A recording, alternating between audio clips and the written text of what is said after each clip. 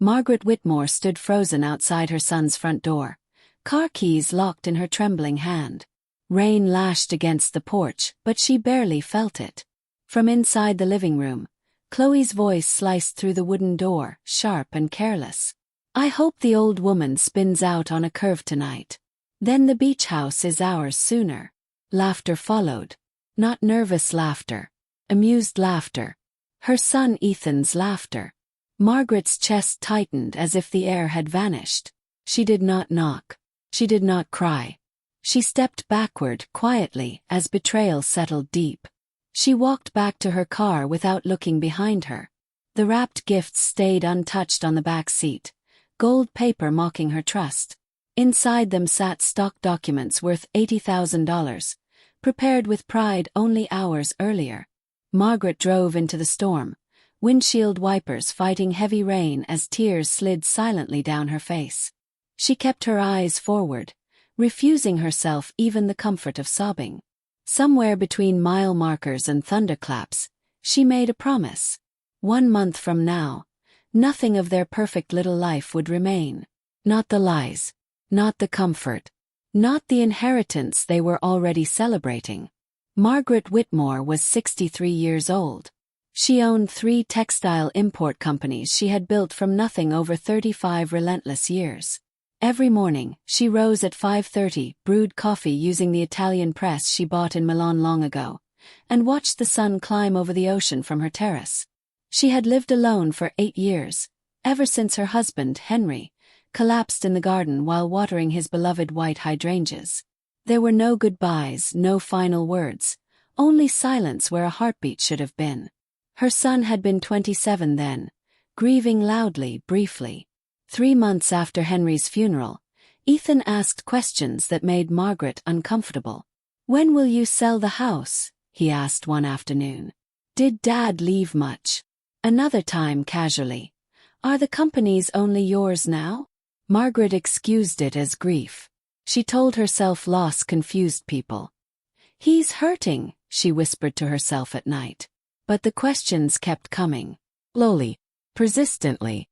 And still she gave him grace. Her life had taught her abandonment early. At 12, her mother vanished, leaving only a note on the kitchen table. Her father drank himself into silence. Margaret learned survival instead of trust. That childhood taught her not to rely on anyone. She cooked, cleaned, endured. She built her empire because dependence terrified her. Yet Ethan was different. He was her son. She believed blood meant loyalty.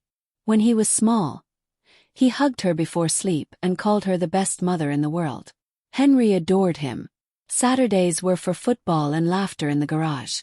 They had been a family, or so Margaret believed. After Henry died, distance crept in quietly.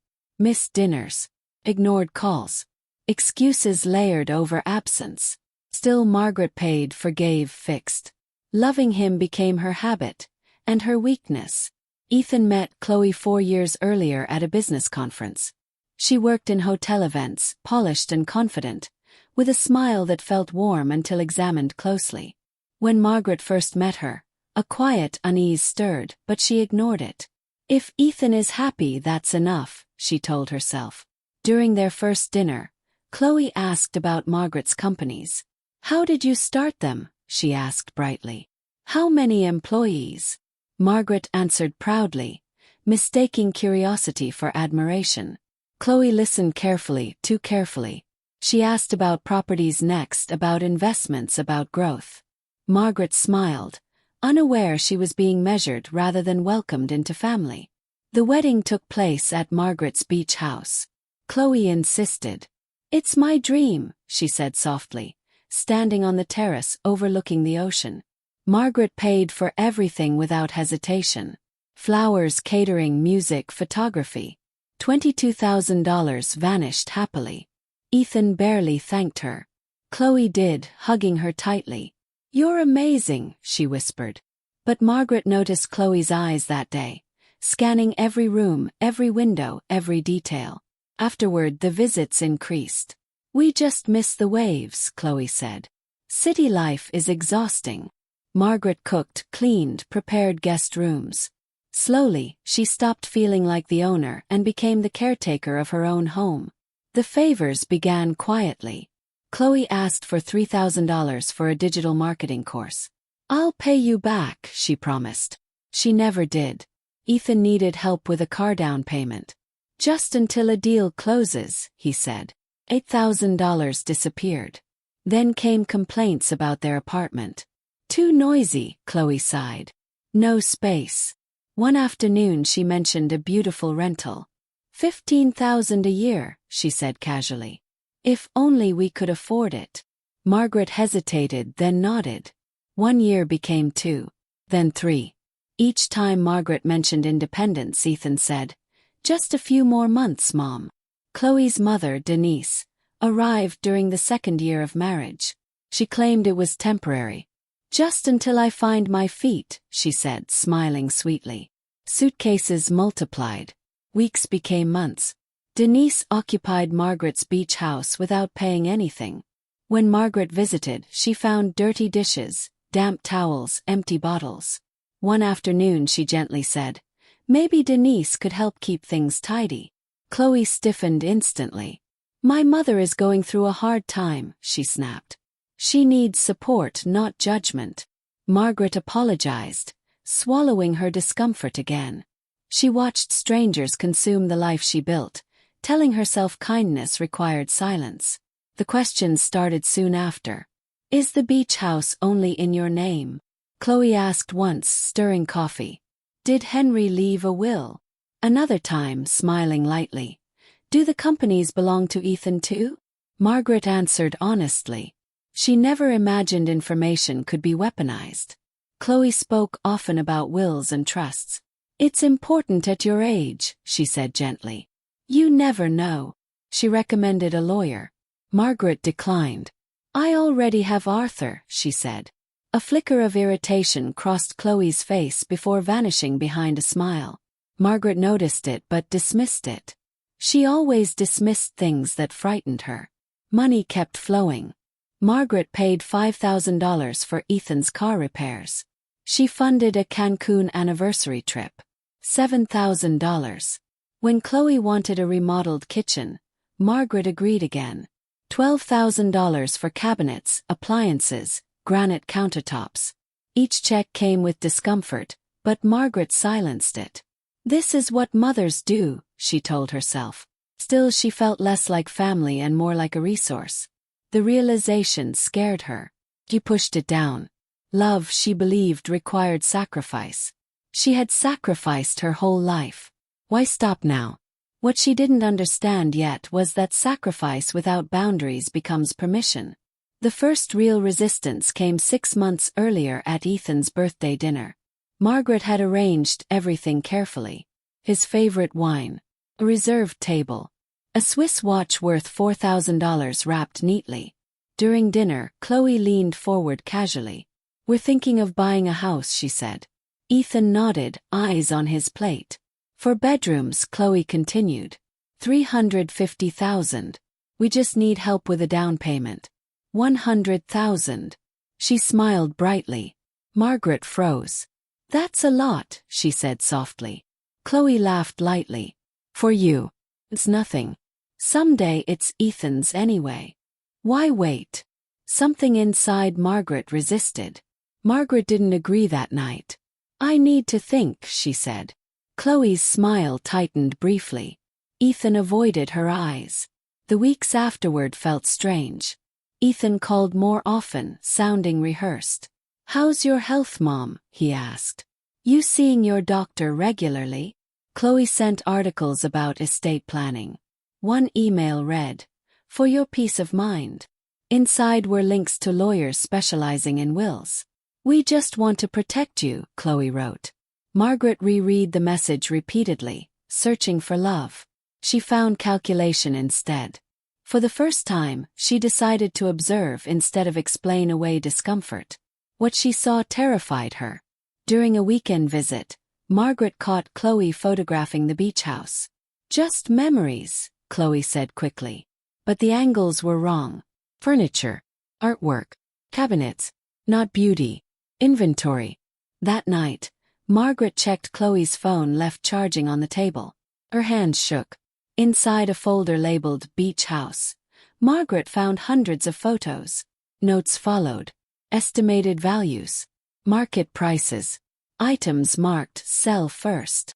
Her stomach twisted violently. She replaced the phone carefully and returned to bed, staring at the ceiling as waves crashed outside. Somewhere between each breath, a painful question formed. When had her son stopped seeing her as his mother? Sleep never came. Margaret replayed every memory, now tainted with suspicion. Birthdays, Christmases, hugs. How many smiles were real, she wondered. Nausea overtook her. In the bathroom mirror, she barely recognized herself. A woman who built everything alone, reduced to an open vault. She wanted to confront them. She wanted to scream. Instead, she stayed silent. She hoped she was wrong. But the signs kept coming.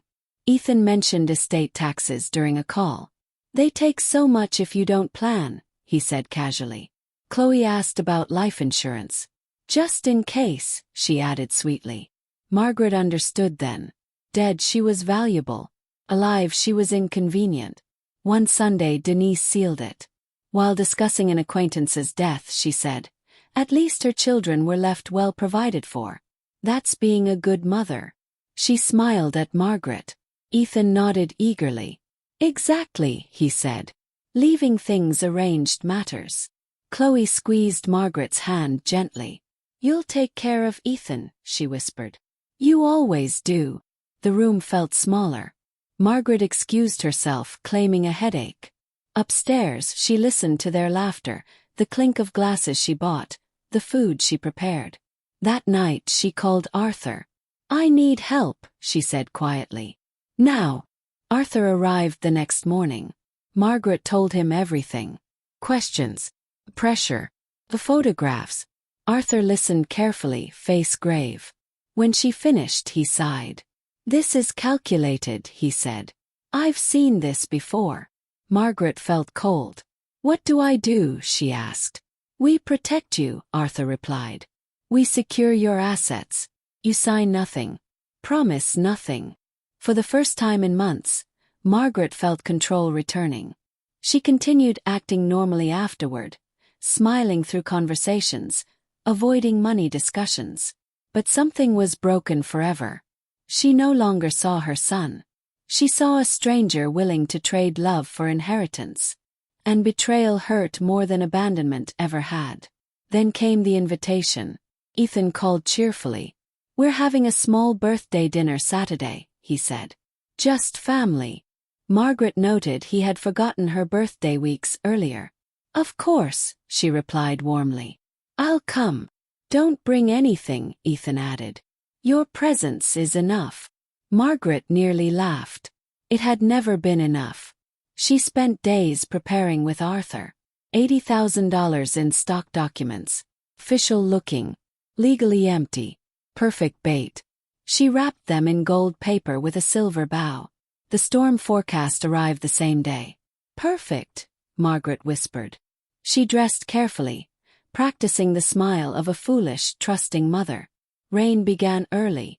By afternoon it was relentless. Margaret drove slowly, hands steady despite thunder cracking overhead. 6 hours normally. Longer tonight. The gift sat untouched behind her. Each mile brought clarity. She wasn't hoping anymore. She already knew. Still, she needed certainty. As she pulled into Ethan's driveway, rain soaked the pavement. She grabbed her keys, heart calm, strangely numb. That was when she heard Khloe's voice through the door. "I hope the old woman spins out tonight." Ethan laughed. Margaret stopped breathing. The truth settled gently, mercilessly.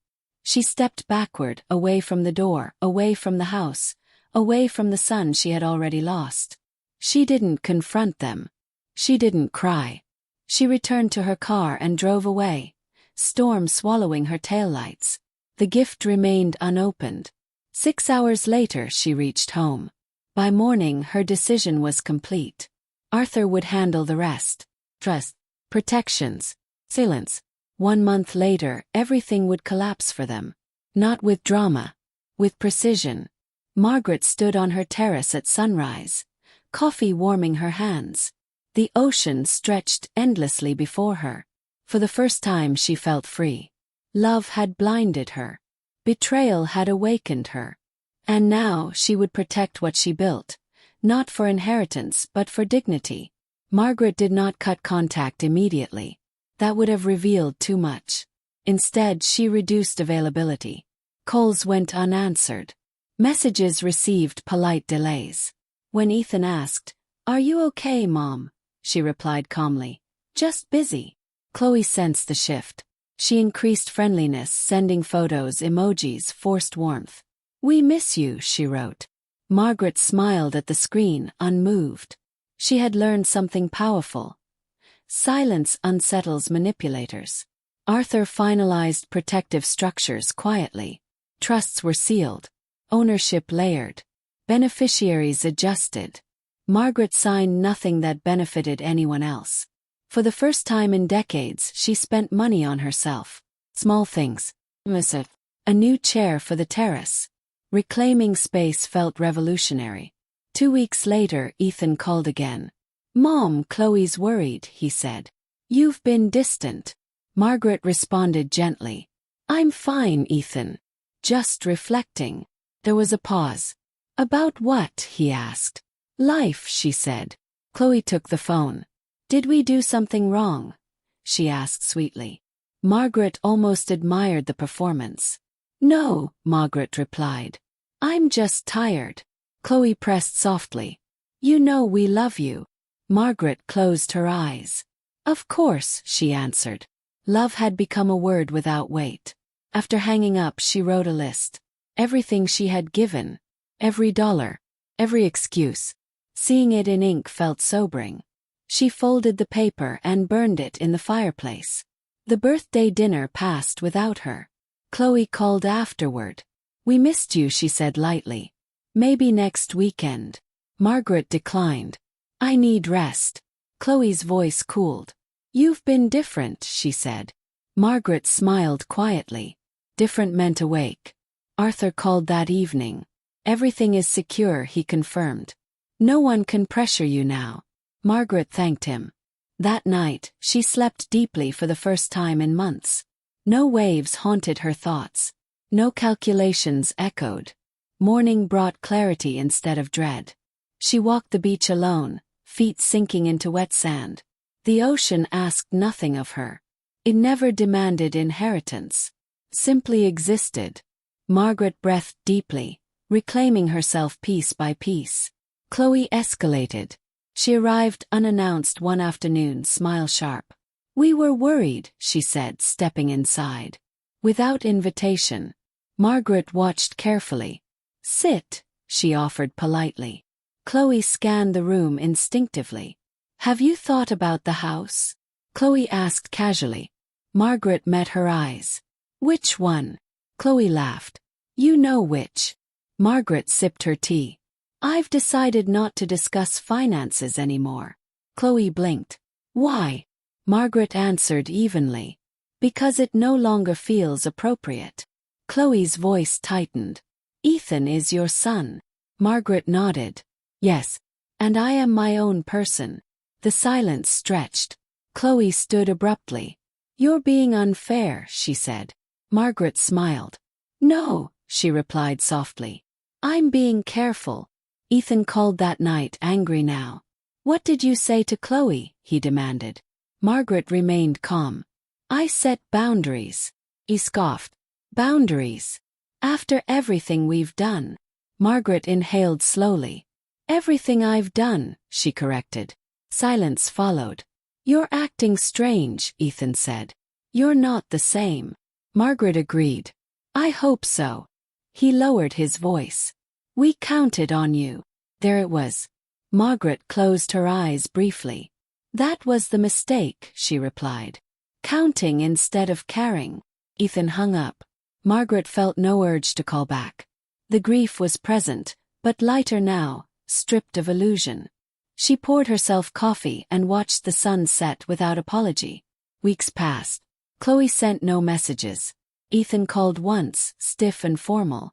We need to talk, he said. About what? Margaret asked. The future. Margaret answered simply. My future is settled. He tried guilt. You raised me to be family. She replied gently. I raised you to be decent. He fell silent. Margaret realized then that confrontation was unnecessary. The truth had already separated them. She spent her days reorganizing her home, donating items she no longer loved, reclaiming rooms once overtaken by others. The beach house was reclaimed too. Denise was given notice through Arthur. Legal. Polite. Final. When Denise protested, Margaret did not answer. She had learned silence was stronger than explanations. Denise left angrily. Khloe accused Margaret of cruelty. She had nowhere to go, Khloe cried over the phone. Margaret responded evenly. She lived rent-free for 2 years. Khloe scoffed. You're cold. Margaret smiled faintly. I'm clear.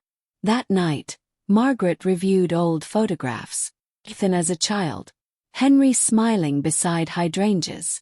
Herself younger, hopeful. She grieved what she thought she had.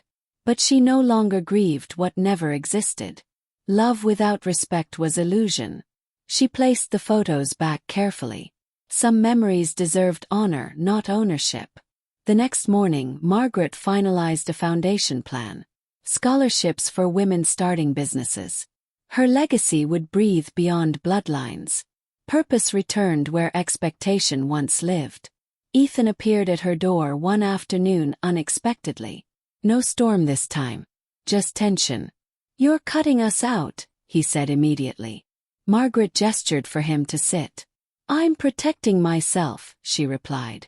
That hurts me, he said. Margaret nodded. It hurt me first. He scoffed. You're punishing us. Margaret looked at him sadly. No. I'm choosing myself. He stood. You owe me. Margaret's voice remained steady. I owe you love, not my life's work. His face hardened. Khloe was right, he said. You're selfish. Margaret met his gaze calmly. Selfish people take, she replied. I'm simply done giving. He left without another word.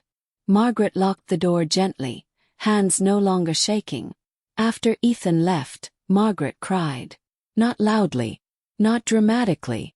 Just tears that honored truth. She mourned the son she believed she had, not the man he became.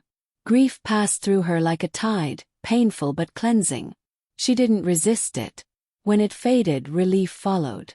The following weeks were quiet, peaceful. Margaret expanded her companies carefully, delegating more, resting more.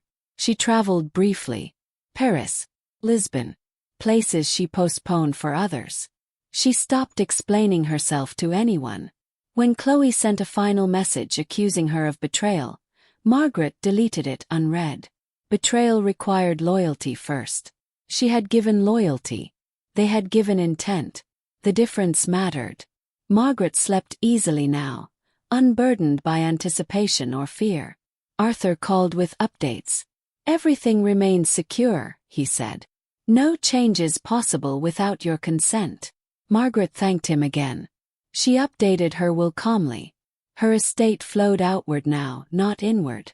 Education. Art. Women's shelters. Her beach house would become a retreat someday. Not a prize. She imagined laughter there again, but not entitlement. She imagined freedom. On a quiet morning, Margaret planted new hydrangeas beside the old ones Henry loved. She spoke softly as she worked. You'd be proud, she whispered. The flowers needed nothing but water and patience. Love, she realized, was similar. It bloomed where respect lived. Where it didn't, nothing survived. Margaret stood, dirt on her hands, heart lighter than it had been in years. Months later, news reached her quietly. Ethan and Khloe were struggling financially. Rent overdue. Tension constant. They blamed her absence openly. Margaret felt no satisfaction. Only distance. She declined invitations through mutual acquaintances. I'm unavailable, she said kindly. She learned that choosing peace sometimes meant being misunderstood. That was acceptable. Margaret invested time mentoring young women entrepreneurs. Listening. Encouraging. Without strings. Their gratitude felt genuine, uncalculated. One evening Amanda asked, "How did you learn to be so strong?" Margaret smiled. "By being weak for too long." Strength, she learned, wasn't loud. It was consistent. It showed up quietly every day, choosing dignity over approval. She walked home beneath fading sunlight, confident she had finally chosen correctly. On her 64th birthday, Margaret celebrated alone. She baked herself a small cake. She toasted the ocean. No calls came from Ethan. She didn't expect them. Instead, Arthur sent flowers. Former colleagues sent messages. Women she mentored sent gratitude. The circle had shifted, and it felt right. Margaret wrote in her journal that night, "Love must not require disappearance." She underlined it twice. She slept peacefully afterward. Dreams were calm now. No storms. No locked doors. Just open space. When she woke, she felt something unfamiliar but welcome. Contentment. Not loud happiness. Not triumph. Just steady belonging within herself. For the first time, she was not waiting for anyone to choose her. She had already chosen herself. Fully and without apology. A year passed. Margaret rarely thought of Khloe. Ethan crossed her mind sometimes, softened by distance. She no longer replayed conversations or wished for different outcomes. Time had done its work. One afternoon, she received a short letter from Ethan. No apology. Just formality. "Hope you're well." Margaret folded it carefully and placed it in a drawer. No response was necessary. Closure didn't always require dialogue. Sometimes it required acceptance. She returned to the terrace with her coffee. The ocean greeted her, unchanged. Margaret smiled. She had survived betrayal, not by hardening but by clarifying. The lesson stayed with her gently. Love without respect was not love. And respect, she now knew, began with oneself. Margaret's companies flourished under quieter leadership. She stepped back, trusting systems she built carefully. Her foundation funded its first scholarship class. At the ceremony, young women thanked her with trembling voices. Margaret listened, eyes warm. This was legacy. Not property seized. Not bloodline entitlement. Something living. That night, she returned home and opened the gold-wrapped box left untouched for months. Inside lay the fake stock documents. She smiled and placed them in the shredder. The sound felt final. She poured wine and toasted softly. "To clarity," she said. The storm that once brought truth was long gone. What remained was calm seas and firm ground beneath her feet. Margaret felt whole. And that was enough. Occasionally, guilt tried to resurface. Old programming whispered, "A mother sacrifices." Margaret acknowledged the thought, then released it. Sacrifice without care destroyed both giver and receiver. She had learned late but learned fully. On quiet evenings, she read by the fire. She laughed more easily now. Friends commented on her lightness. "You seem free," one said. Margaret nodded. Freedom wasn't absence of love. It was love placed correctly. She no longer chased affection or proved worth. Her worth existed regardless. When storms came now, they were just weather. No longer symbols. No longer tests. She trusted herself. That trust became her greatest inheritance. One she would never give away again. Margaret began speaking publicly about boundaries in business and family. Women listened intently. "You can love and still say no," she told them. Saying no is sometimes the deepest care. Applause followed, but she focused on faces, not noise. She saw recognition, relief, validation. After one talk, a woman whispered, "You saved me." Margaret smiled gently. "You saved yourself." That night, she reflected on her mother's disappearance long ago. She finally forgave her. Not for leaving but for being human. Margaret had carried that wound silently for decades. Releasing it felt like unclenching a fist she didn't realize she held. She slept peacefully, dreams quiet and unbroken. Years later, Margaret walked the beach slowly, hair silver now, posture still strong. Children played nearby. Laughter filled the air. She felt no longing, just gratitude. She had lived fully, honestly. Ethan remained distant, a closed chapter she respected. She no longer checked for messages. She had learned the difference between hope and denial. As the sun dipped low, Margaret whispered to the ocean, "I chose myself." The waves answered softly. Choosing oneself hadn't isolated her. It had connected her to life more deeply. She walked home steady and content. Some legacies are quiet, some victories invisible, but they last. Margaret knew this now, and that knowing was her peace. On a calm evening, Margaret revisited the hydrangeas. They bloomed beautifully. She knelt, touching petals gently. "We made it," she murmured. The garden held memory without pain now. Loss had softened into wisdom. Betrayal had sharpened clarity. Margaret stood, brushing dirt from her hands, smiling at the horizon. She no longer feared endings. She understood them. Some relationships end to save the soul. That truth no longer frightened her. It strengthened her. She returned inside, closing the door softly behind her. Not to shut anyone out, but to honor the life she had built. If protected. Chosen. Margaret poured tea and sat by the window as twilight settled. She felt complete. Margaret often thought about the night in the storm. A door. Laughter. The moment truth entered uninvited. She no longer felt anger toward it. That moment had saved her years of quiet erosion. Truth rarely arrived gently, but it arrived precisely when needed. Margaret had listened. Many didn't. She hoped others would.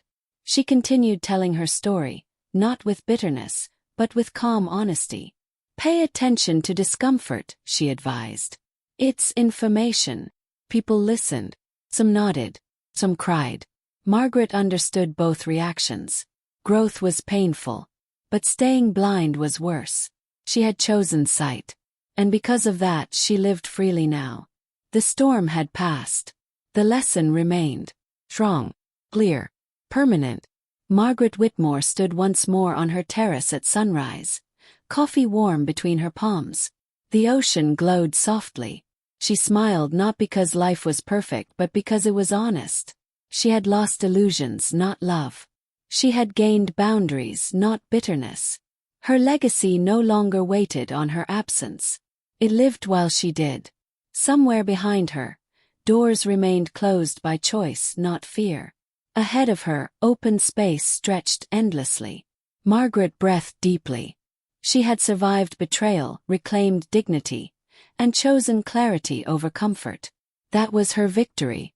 Quiet, lasting, unapologetic, and finally entirely her own.